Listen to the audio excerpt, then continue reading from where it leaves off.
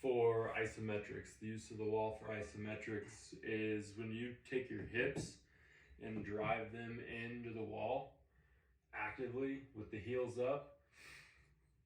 Keep control of your upper body and then drop or drive it forward, but don't lose the pressure when you push into the wall.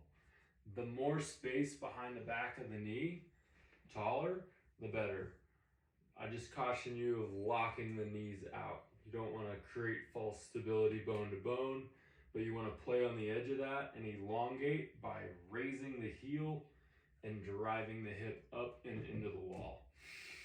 From there, you can work upper body in a lot of different ways. Control of an object in a plane, reaches, objects. You can manipulate objects, pick up, play a puzzle at distance, use all the fingers, isometrics up tall, pressing the fingertips together, but the whole time pushing your hips into the wall. Make sure your feet are straight.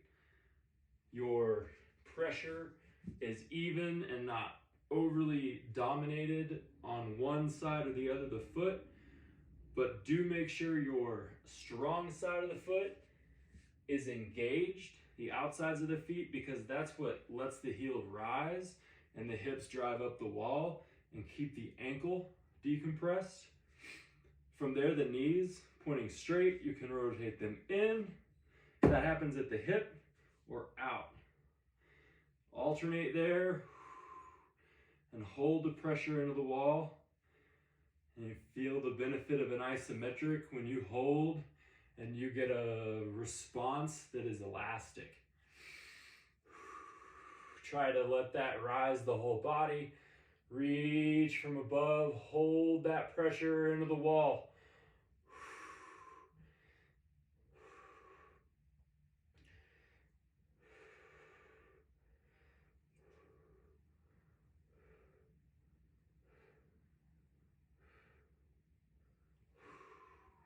Walk out of it. Take that for a walk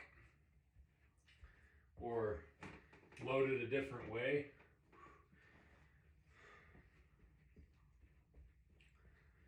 Find an athletic position and try to keep what you feel on when you're in that wall. Try to keep it on and utilize